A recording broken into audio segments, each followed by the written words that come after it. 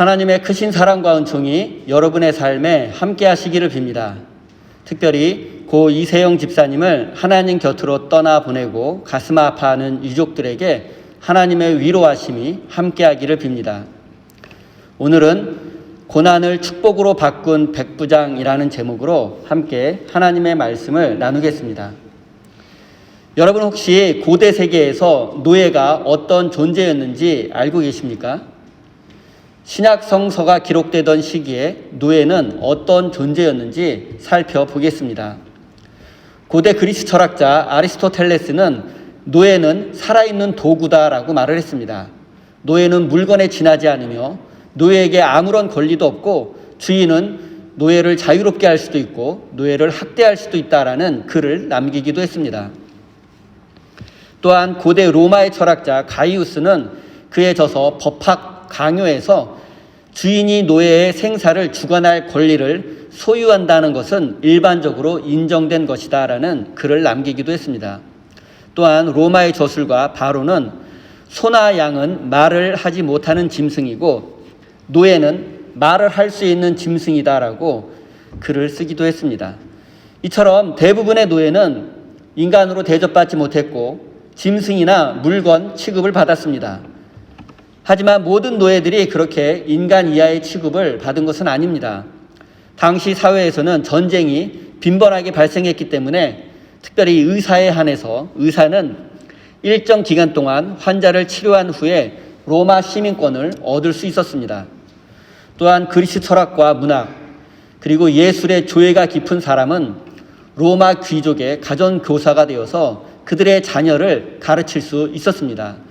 또한 로마 황제의 개인 노예 중에서 황제의 비서실장을 지낸 사람도 있으며 로마 원로원 의원보다 강한 권력을 누린 황제의 노예도 있었습니다. 하지만 이런 경우는 예외적이며 일반적이지는 않았습니다. 당시 대부분의 노예들은 주인의 소유물에 지나지 않았으며 주인은 노예의 생사 여탈권을 지니고 있었습니다. 오늘 본문 말씀에는 로마 군대의 한 백인 대장이 예수님에게 나와서 자신의 종의 병을 고쳐달라고 부탁하는 내용이 기록되어 있습니다. 잠시 로마 군단의 백인 대장, 성경에는 백부장이라고 말하는데 백부장에 대해서 살펴보겠습니다. 오늘날로 비유하자면 군대의 중대장 역할을 하는 사람입니다. 하지만 당시 백부장은 오늘날 중대장보다 훨씬 더 큰 권력을 가진 사람이었습니다. 더군다나 식민지에서 근무하는 중대장은 상당한 권력을 가지고 있었습니다. 당시 예루살렘에 있는 로마 군대가 약 500명이었음을 감안한다면 갈릴리 가버나움에 있는 백부장은 아마도 당시 갈릴리 지역에서 손에 꼽히는 권력자였을 것입니다. 전성기 로마에는 약 25개 정도의 군단이 있었습니다. 그리고 한 개의 군단은 약 6천 명의 로마 군사로 이루어져 있었으며 보조병까지 합하면 한 개의 군단은 10,000명이 넘는 엄청난 대군이었습니다. 로마의 정예병사 6,000명을 각각 100명씩 60개로 나누고 백부장은 100명의 군사를 지휘하는 중간 간부였습니다. 그리고 이들은 실제 전투에서 가장 중요한 역할을 담당했었고 백부장 중에서 실력을 인정받는 사람은 전쟁의 전략과 전술을 세우는 중요한 회의에 참석할 수 있었고 백부장에서부터 시작해서 얼마든지 사령관까지도 승진을 할 수 있는 기회가 있었습니다. 그리고 오늘 본문 말씀에 등장하는 백부장은 로마의 시리아 군단에 소속되어서 갈릴리 지역의 치안을 담당하는 책임자였습니다. 그렇기 때문에 그는 갈릴리 지역에서는 대단한 권력자였습니다. 갈릴리 지역의 유대인들은 그 백부장의 눈밖에 나지 않도록 많은 애를 썼습니다. 5절과 6절입니다. 예수께서 가버나움에 들어가시니 한 백부장이 다가와서 그에게 간청하여 말하였다. 주님, 내 종이 중풍으로 집에 누워서 몹시 괴로워하고 있습니다. 당시 갈릴리 지역의 치안 책임자이며 대단한 권세를 누리던 백부장이 예수님 앞에 나왔습니다. 그리고 자신의 종이 병에 걸려서 고통 중에 있으니 그 병을 고쳐달라고 정중하게 부탁했습니다. 먼저 이 백부장의 종에 대해서 한번 생각해 보겠습니다. 종으로 번역된 헬라어 파이스는 종 또는 노예라는 의미도 가지고 있지만 아들이라는 뜻으로도 많이 사용됩니다. 그리고 누가복음의 병행 구절에서는 노예를 의미하는 둘로스라는 단어를 사용했습니다. 그런데 보통 노예가 아니라 주인이 매우 아끼고 사랑하는 종이었습니다. 그래서 종합적으로 생각해 보면 이 노예는 보통 노예가 아니라 백부장이 아들처럼 아끼고 사랑하는 종이었던 것입니다. 하지만 아무리 아끼는 종이라 할지라도 그 종을 살리기 위해서 피지배국의 젊은 랍비를 찾아가서 종의 병을 고쳐달라고 간절히 부탁하는 것은 당시로서는 상상하기 어려운 일이었습니다. 하지만 이 백부장은 종을 살리기 위해서 자신의 자존심과 체면은 생각하지 않았습니다. 그 정도로 그는 자신의 종을 아끼고 소중하게 여겼던 것입니다. 누군가를 아끼고 사랑한다면 자존심과 체면은 얼마든지 내려놓을 수 있기 때문입니다. 하지만 백부장에게는 더 쉬운 방법도 있었습니다. 그것은 자신의 권력을 이용해서 예수님을 부르고 종의 병을 고쳐달라고 압력을 행사하는 것입니다. 그는 당시 예수님의 활동 중심지였던 갈릴리 가버나움 지역에서 최고 권력자였으며 자신의 수하에 보조병까지 합하면 수백 명의 군사를 동원할 수 있는 실제적인 힘을 가지고 있었기 때문입니다. 백부장은 얼마든지 폭압적인 태도로 예수님에게 요구할 수 있었지만 그렇게 하지 않았습니다. 그의 태도를 보면 그가 얼마나 사려 깊고 남을 배려하는 사람인지 알 수 있습니다. 7절입니다. 예수께서 그에게 대답하셨다. 내가 가서 고쳐주마. 예수님은 종의 병을 고쳐달라는 백부장의 부탁에 흔쾌히 그의 집을 방문해서 치료해 주겠다고 말씀하셨습니다. 하지만 백부장은 사랑과 배려의 마음으로 예수님께 말했습니다. 예수님, 저는 주님을 저의 집으로 모실 자격이 없습니다. 그냥 저의 종이 나을 것이라고 말씀만 해주시면 그의 병이 나을 것입니다. 라고 말했습니다. 백부장은 갈릴리 지역의 치안 책임자로서 일하면서 예수님에 대한 많은 이야기를 들었을 것입니다. 그리고 그는 그 이야기를 통해서 예수님을 하나님의 아들과 메시아로 믿게 되었고 예수님이라면 사랑하는 종의 병을 충분히 고쳐줄 수 있다고 생각하게 되었을 것입니다. 또한 배려심 깊은 그는 예수님을 둘러싼 환경에 대해서도 생각했을 것입니다. 예수님은 하늘나라의 복음을 전하시면서 많은 병자들을 고쳐주셨지만 전통적인 유대의 권력자들과는 많은 갈등을 빚었으며 그들에게 미움을 받고 있는 요주의 인물임 또한 알고 있었습니다. 그래서 그는 예수님이 자신 때문에 예루살렘의 권력자들과 또다시 갈등을 빚으며 그들에게 미움받는 것을 원하지 않았습니다. 그래서 예수님에게 자신의 집에 오시지 말고 말씀만으로 종의 병을 고쳐달라고 부탁했던 것입니다. 그리고 이 사건이 있었던 날은 마침 유대인의 안식일이었습니다. 안식일에는 그 어떤 치료 행위도 해서는 안 됩니다. 왜냐하면 당시 유대인들은 병을 고치는 것 또한 노동이라고 생각을 했고 안식일에는 어떤 노동도 해서는 안 되었기 때문입니다. 하지만 예수님께서 종을 직접 만나지 않고 말씀만으로 병을 고치신다면 그것은 육체 노동으로 볼 수 없기 때문에 유대의 권력자들과 충돌하지 않을 것이라고 생각했을 것입니다. 또한 당시 유대인들은 선민 사상에 심취해서 유대교를 믿는 자신들을 제외하고 모든 사람들을 이방인이라고 여기며 상종조차 하지 않으려고 했습니다. 더군다나 거룩한 안식일에 이방인의 집에 방문한다는 것은 정통 유대인으로서는 상상도 할 수 없는 일이었습니다. 왜냐하면 유대인들은 이방인과 접촉하게 되면 그들의 죄와 더러움이 전염된다고 생각했기 때문입니다. 그래서 예수님이 자신의 집을 방문하시게 된다면 틀림없이 곤란한 상황에 놓이게 될 것을 알고 있었습니다. 백부장은 예수님을 둘러싼 이 모든 상황을 알고 있었기 때문에 집에 오시지 말고 말씀만으로 종의 병을 고쳐달라고 부탁한 것입니다.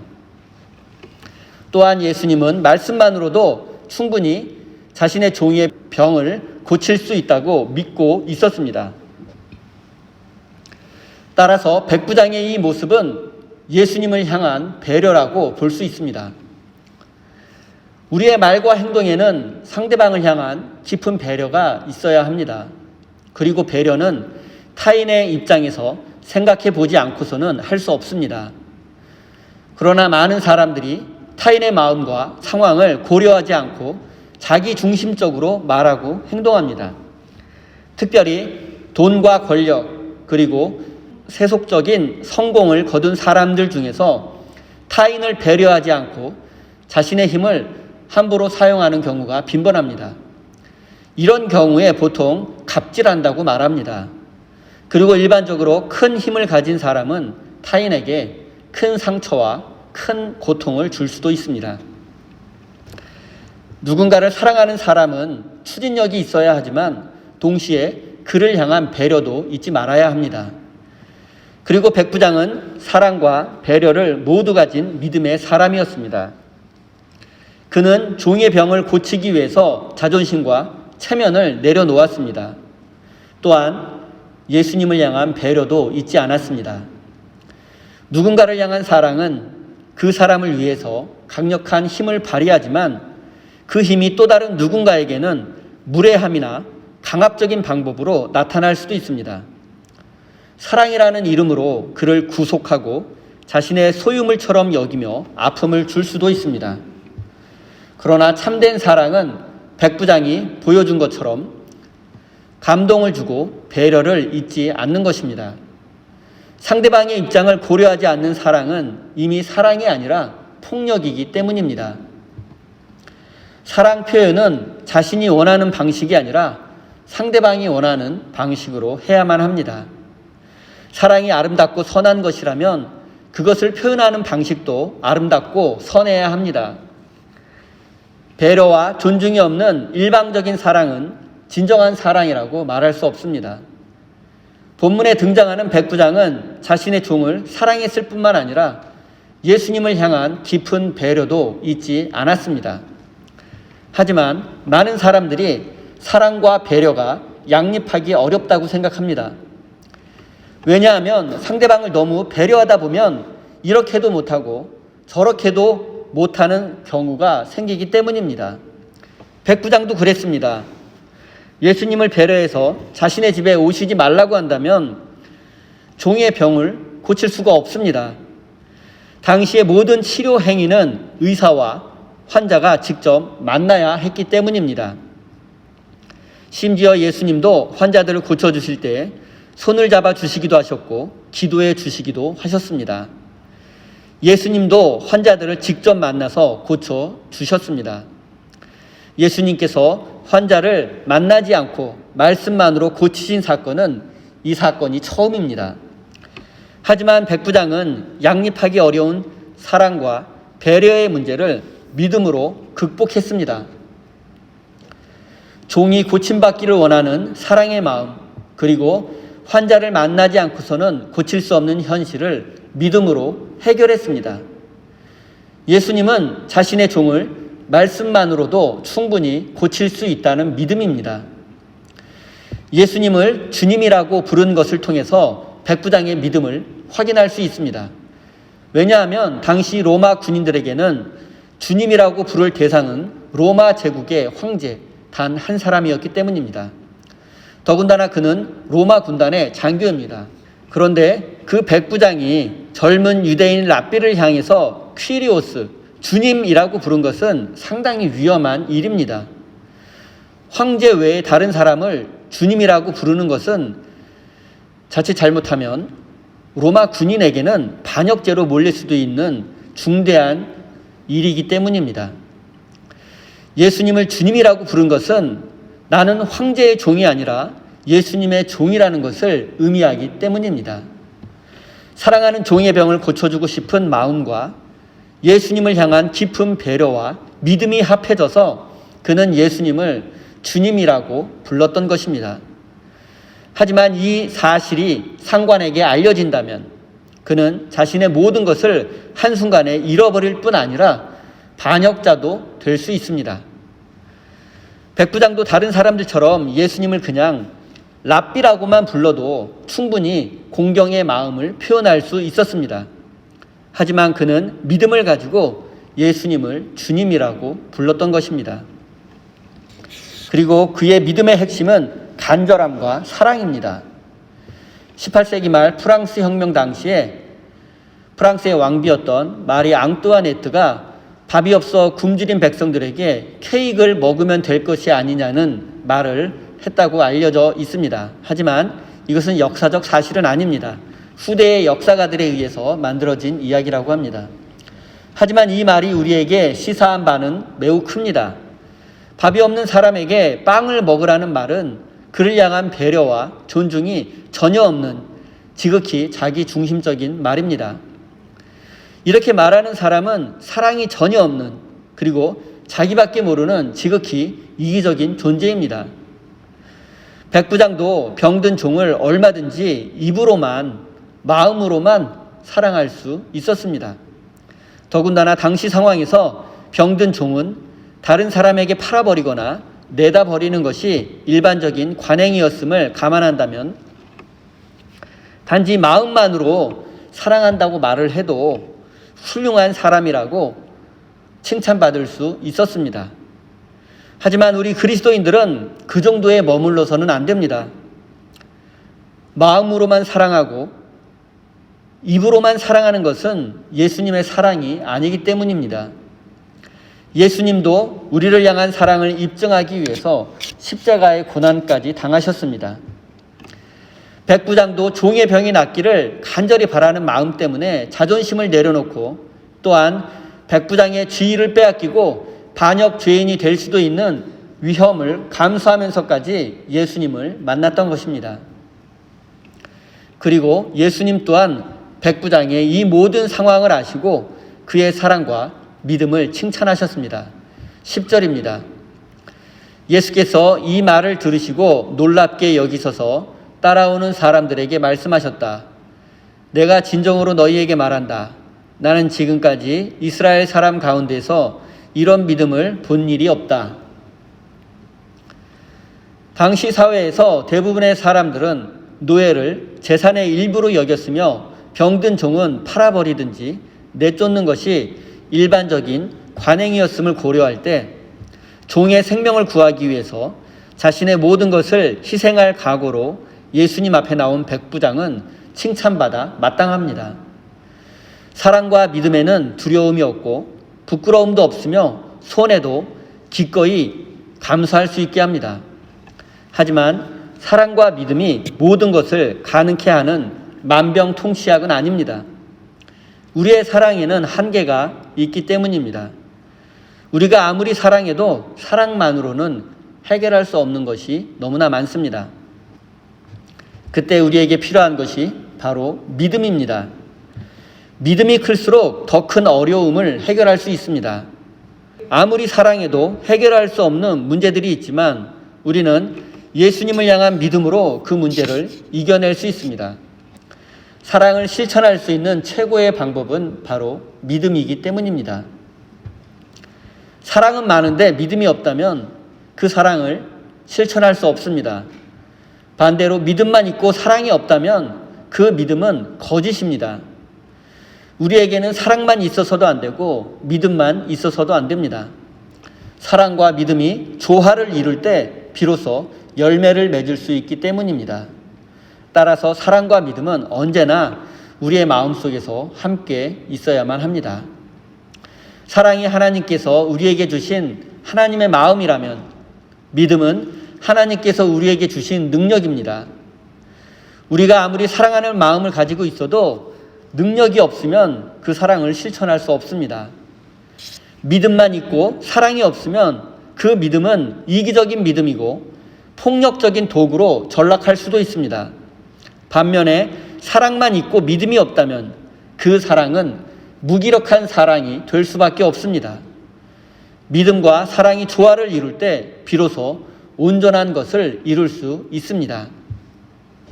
11절부터 13절입니다. 내가 너희에게 말한다. 많은 사람이 동과 서에서 와서 하늘나라에서 아브라함과 이삭과 야곱과 함께 잔치 자리에 앉을 것이다. 그러나 이 나라의 시민들은 바깥 어두운 데로 쫓겨나서 거기서 울며 이를 갈 것이다. 그리고 예수께서 백부장에게 가거라. 내가 믿은 대로 될 것이다 하고 말씀하셨다. 바로 그 시각에 그 종이 나왔다. 백부장의 믿음과 사랑은 단지 그의 종이 병에서 고침받는 곳에서 멈추지 않았습니다. 종의 병이 나았음은 물론 그는 하나님의 구원을 경험하게 되었고 그 순간 하나님의 자녀가 되었습니다. 사랑하는 종이 병에 걸린 것은 백부장에게 고통스러운 일이었을 것입니다. 하지만 그는 고난에 사랑과 믿음으로 대처했고 결국 하나님의 구원을 경험하는 더 큰 축복을 누리게 되었습니다. 사랑받을 자격이 없는 종을 아들처럼 사랑했던 마음과 예수님을 향한 깊은 배려의 마음으로 종의 병이 낫게 되었습니다.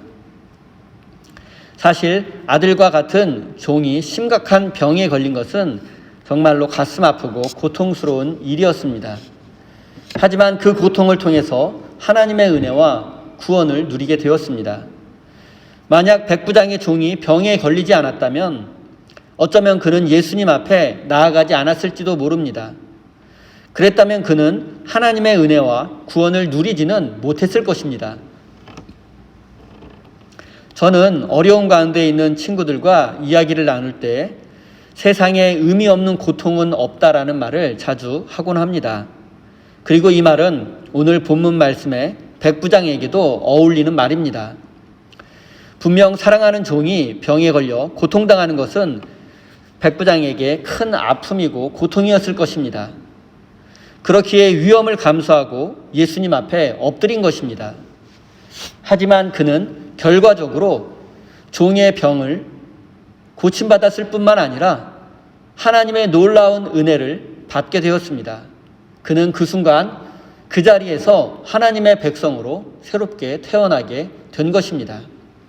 사랑하는 성도 여러분, 백부장에게 종의 병은 고난이고 고통이었지만 하나님은 그것을 은혜와 축복으로 바꾸어 주셨습니다. 사랑하는 종의 심각한 병이라는 고난과 고통이 있었기에 예수님 앞에 나아가게 되었고 그의 믿음을 인정받게 되었고 결과적으로 하늘나라의 잔치에 참여하게 되었고 구원을 받게 되었습니다. 결국 그의 고난과 고통은 그에게 구원을 베푸시려는 하나님의 섭리였습니다. 사랑하는 성도 여러분, 우리 인생에도 의미 없는 고난과 고통이 없음을 깨달으시기 바랍니다.